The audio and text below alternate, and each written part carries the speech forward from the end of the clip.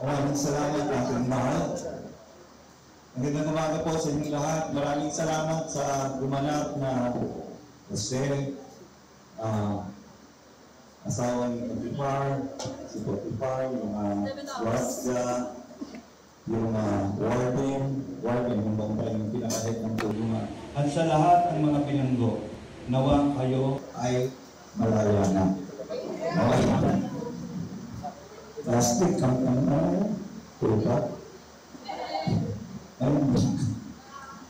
you. Let's pray. Lord God, we thank you for such a day as this. And we believe you're going to speak to us.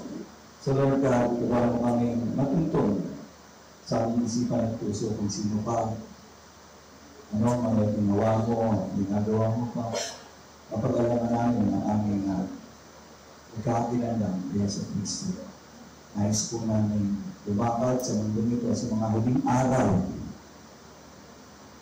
at mapagkamalan at masabi ng mga araw na kamalan. Ito ang panalangin namin sa pangalan ni Jesus. Amen. Amen. Siguro if there's any story in the Bible that I really love, it's the story of Joseph. Second is the story of the shepherds. Mahilig kasi ako dun sa story from rags to riches. Mahilig ako sa story na ape, na naging matagumpay. So, siguro maganda na baybayin natin, sino ba si Jose? Ano ba si Jose? Last week, kausap ko si Julie, sabi ko, Julie, alam mo ba yung meaning ng pangalan mo? Jose. Sa Hebreo, Yosef. Okay? Ang Yosef o Jose o Joseph ay, ang meaning mo niya is God adds. Okay? Or God increases. So yung pangalan ibinigay kay Joseph na Yosef, ang ibig niyang sabihin, increase. So makikita natin yun. Makikita yun. Kaya nga lagi kong sinasabi sa inyo, kung pinangalanan niyo ang anak mo, isa na lang. Huwag niyo nang dagdagan. Kahit tila cute yung nickname, huwag niyong tawagin na parang baliwala na yung anak niyo. Sinasabi ko, kung tawagin pot-pot, di ba? Ano ba yung mga nickname na kadalasan tinatawag sa anak? Because the name has a meaning. And when you call somebody by their name, di ba? May meaning yun eh. May meaning yun. My name is Leopoldo. Leopold is a German name. It means bold for the people. And a lion is bold because he is the king of the jungle. And the lion. Okay? So siguro naman significant pagiging boto. When it comes to the people, laban tayo dyan. Laban ako dyan. Okay? So, sa mga magulang, tawagin nyo yung mga anak nyo kung paano na sila pinangalanan. Mag-research kayo, ano ba yung meaning ng pangalan ng anak nyo. Huwag lang dahil cute. Kasi pag tinatawag sa kanila, may ganito nila, pot-pot. Lalaki yun, akala nila sila yung kusina. Diba? Pot-pot, pot-pot. Diba? Gusto nyo pala. Hindi. Tawagin sila kung anong gusto nyo maging sila. At yun ang itinawag ni Israel. O ni Jacob. Okay? Madalas na gamitin ko ni Israel kasi pinalitan na ni God yung pangalan ni Jacob. Israel, yun ang ipinangalan niya. Joseph. God adds. Ngayon, di ba? Nakipag-wrestle si Jacob kay God. Bless me. What Jacob was really intending to have was yung pagkakakilanlan niya. Kasi he had everything. Mayaman siya. Pinaghirapan niya, nagtrabaho siya, marami siyang tupa, marami siyang halipin. Pero what Jacob was really asking from God, sino ako sa'yo? We know who you are in God. We can learn from Joseph. Sino ako? Bigyan mo akong pangalan. And from Jacob, he was called, in Hebrew, it's Yishrael. Yishrael. And Yishrael means God, you remember? God rules. rules. Ilagay namin sa layman's term, God rules, sinusukat. Diba? It's not about rules, kailangan ito, kailangan nila. It's not about that. Isinusukat niya ang kanyang mga nilalang ayon kay Jesu Cristo. He's a ruler. Kaya kung ngayon yung measurement natin, kung kailangan natin yung distansya, yung mahaba, yung lapad, yung laki. God rules. And God rules accordingly. Now, you want to learn something about Joseph. Obviously, si Joseph was Israel's favorite son. Although we do not favor favoritism, in this story, si Joseph po ay paboritong anak ni Israel na ni Jacob. Bakit? Reasons. Joseph ay panganay na anak ni Israel kay Rachel. So, Israel loves so much. Sino na naging asawa ni Jacob? O Jacob na lang muna tayo. Leah. Yun ba talagang gusto niya mapangasawa? Sino gusto niya mapangasawa? So, nagtrabaho siya ng 7 taon. Inaakala, ibibigay ni Laban ang kanyang uncle, yung kanyang minimiting si Rachel. Pero siya po ay nabusig. Kung ano ang ating itanim, yun din ang ating. Anong deception ang ginawa ni Jacob? Sino ang nilinlang ni Jacob? Kung ano ang ating itinanim, yun din ang ating amin. So, nangyari sa kanya, bakit? Hindi siya tumitin. Love ko talaga sa Rachel. Tama, Robin? Saan sa Robin? Love na love na si Joseph. So, hindi tumingin si Jacob. Sabi niya, nilaban sa akin sa tatay ni Rachel, magtatrabaho pa ako yung 7 taon para lang kay Rachel. But then, naging asawa niya na si Leah, marami sila naging anak, na nagkaanak pa sa mga alipin, pero nung si Rachel ay binigyan, binuksan ng Panginoon ang kanyang sinapupunan, ipinanganak si Joseph.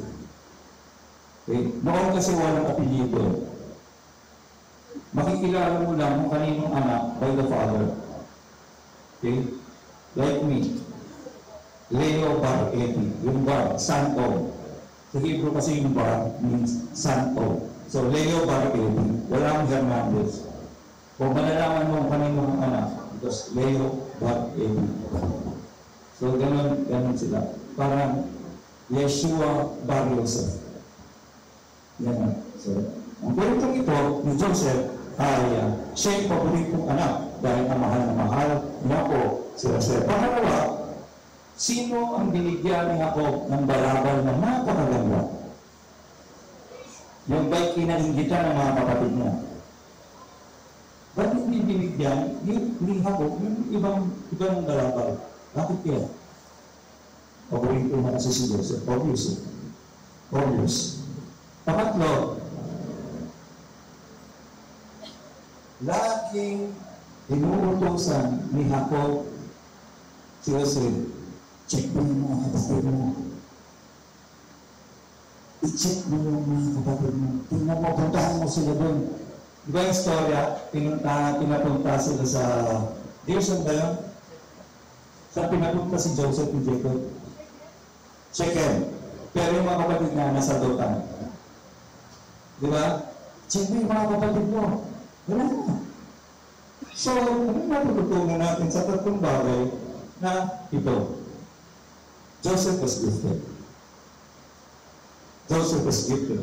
Sabihin mo, ako rin. Maybe some of us have not discovered it yet.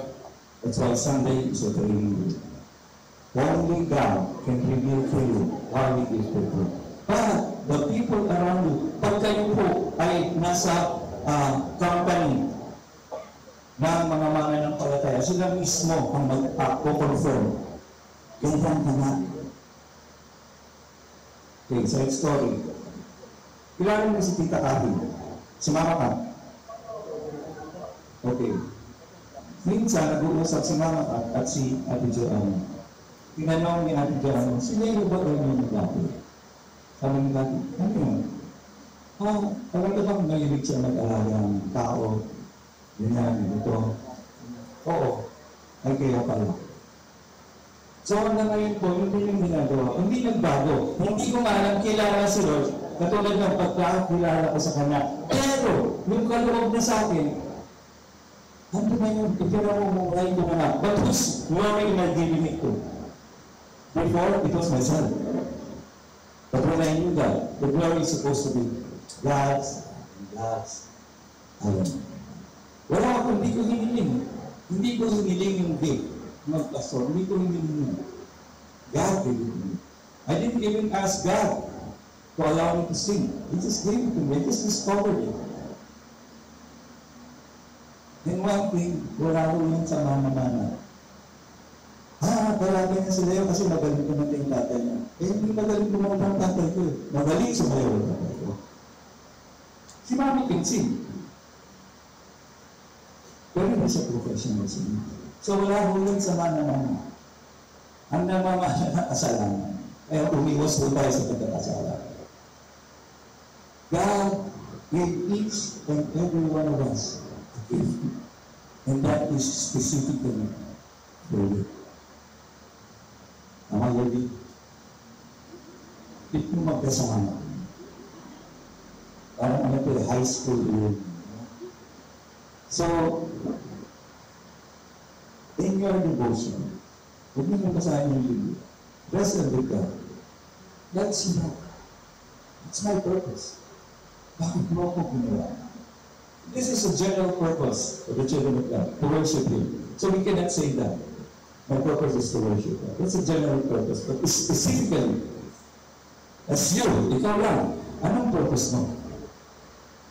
Because your purpose will solve somebody else's need or problem. This world is full of problems. God will give us an assignment according to our purpose. Again, I will repeat, purpose doesn't change. It's within us when we were born. What changes is our assignment. Kagabi, kasama ko po ang ilan sa disiplina natin. Si AB, si George, si Edward, subihin natin si Hero. Tumahan po kami. And sabi ko sa kanila, look at them. Kasi may ibig ako sa baril. Hindi nga lang yung totoo. Hindi ko ano. May ibig ako talagang makakita. Ikaw nila. Hindi lang naman. Ito ang style ko. Sayo ka. Imagine this is a gun. Okay? Can you imagine? So, it's used for shooting. Then, I give it to Tito. Does the purpose of the gun change? Doesn't it? See? Tito, same with us. Saan ang lugar tayo naroon, it's the same purpose. But the only person who can tell us who we are and what we are is the one who created us. Hindi yan yung nilalang tayo at saka tayo nagpapapurpose. No. God already created us with a purpose. Just like Joseph. That's why he kept on dreaming.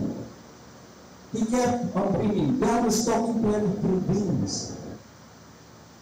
It's not just about the future. It's about today. Without today, there is no future. But the past has to be forgotten. Yung nakalipas, yung kahapon, kasi kahapon, I had a good time yesterday. Then, lupas na yun. Lupas na yun. I said to myself last night before I slept, I will rejoice tomorrow. I will rejoice tomorrow because it will be a good day. It is a good day. It is, the only needs a good day.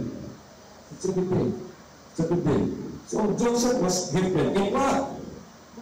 Administration. Administration is the ability to organize, manage, and direct resources and people towards a common goal. May gift siya na gano'n. Pwede nang tulungan ng mga tao na magsama-sama, gawain, layunin, hangarin. How they will work together. May kilala ba kayong gano'n dito? Yes. Yan ang John. Sino ba? Hindi kami. May kilala pa ba kayong gano'n dito? Si Jesse. Ano si Jesse? Sila sa Gate of Administration. Diba kaya namin yung 14? Siguro lang, ang tagal ko lang binabasa ng Biblia, ngayon ko lang napag-alaman. Kasi pati pa pala, malaki ang tiyan. Hindi pinapakilaman yung ano. Sorry. Hindi, gano'n. Yan yung going ang extra mile. If you ask somebody, if somebody asks you for a mile, you can ask them. Wapo niya, yun. Hindi siya na kay Panginoon. Ang manay mo galing kay Pam, sa akin yung Tuwa kasi, dahil baka sila ganyan na yung mga mukha nila ganito. Ito, may wapo. Balik tayo. Joseph was gifted in administration. And yung tatay niya noticed it. Okay? Joseph was gifted in administration and the father noticed it. Kaya lagi siyang pinuutusan. I-check up mo yung mga kapatid mo. Tingnan mo ang ginagawa nila. Jacob knew God's gift to Joseph. Also, Joseph has a strong value when it comes to what is right.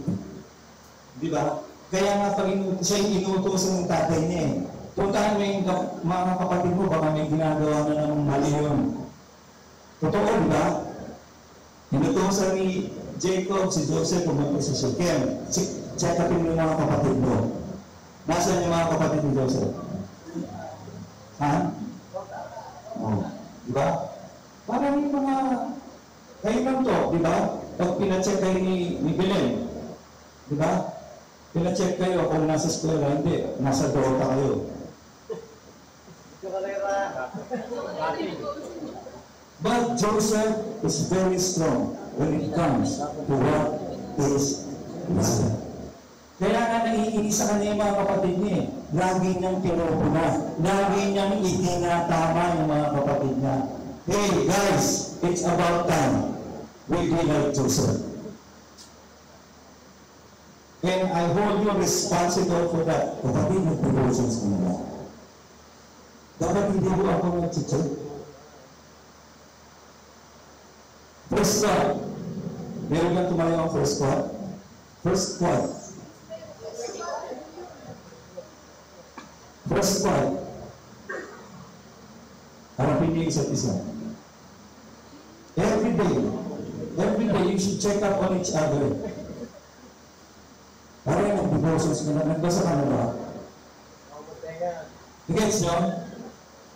Hindi lang kayo first squad kasi kayo nauna. Hindi, first squad kayo kasi kayo yung example ng dapat mangyari sa isang squad, sa isang grupo ng tao na nabautismohan at na handang mamuhay ayon sa salita ni Jesus. Mapo na kayo, maraming salamat, first squad.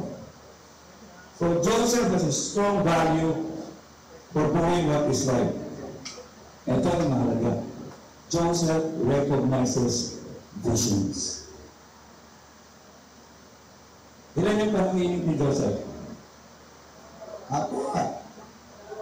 Dalawa. Ano yung una?